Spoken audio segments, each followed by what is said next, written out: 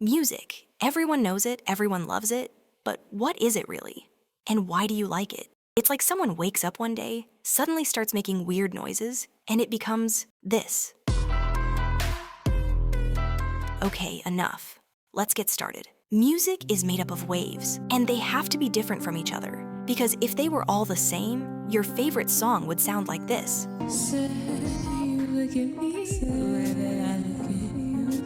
So they need to be different. But different how? Different in frequency, amplitude, and timbre. Frequency is the number of times a wave completes its cycle in 1 second. And that's what hertz are. If a wave completes 1 cycle in a second, it has 1 hertz. But if it completes 400, it has 400 hertz. That's what lets us tell the difference between a low-pitched sound and a high-pitched one, like this voice. It has way more hertz than this voice. Then there's amplitude, which is the distance between the highest and lowest peaks of the wave. The greater the amplitude, the louder the sound. The smaller the amplitude, the softer it is. And finally, timbre, which is, for example, the difference between the same note played on a piano and a guitar. Why don't they sound the same if it's the same note? Well, it's because of a thing where multiple waves come out together that are harmonic multiples of different frequencies and a bunch of other weird stuff. Look it up if you want, it's really interesting. So, when these different waves with different frequencies, amplitudes, and timbres enter our amazing ear, they hit the eardrum, pass through some tiny bones that transmit the vibrations, and then reach this amazing organ called the cochlea.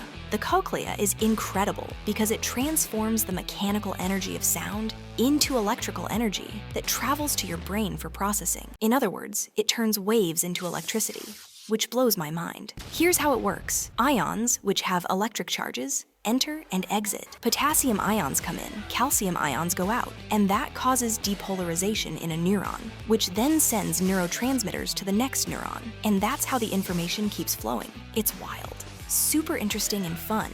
But we still haven't answered the question. Why do we like music? All right, I'll explain it now. Once the waves have become electricity, they travel through your brain to different parts that process basic elements, like frequency, timbre, and tone. Then they reach other brain areas, like the primary and secondary auditory cortex, which process more complex stuff.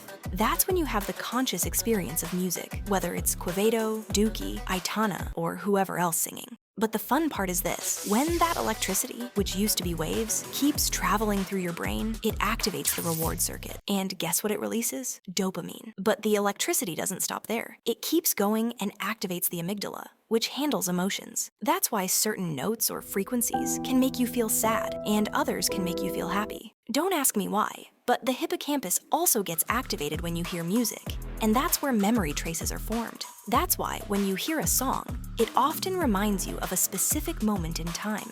And there's more. Music seems to travel through your whole brain, because this is amazing. The waves, which then become electricity, also activate the motor cortex and the cerebellum. That means even if you're not dancing, you're going to want to dance, because these areas, which control movement and coordination, are firing. This makes a lot of sense and explains why dancing has been around since, well, I don't really know when actually, but for a really long time. Then there's the prefrontal cortex, which is responsible for things like planning.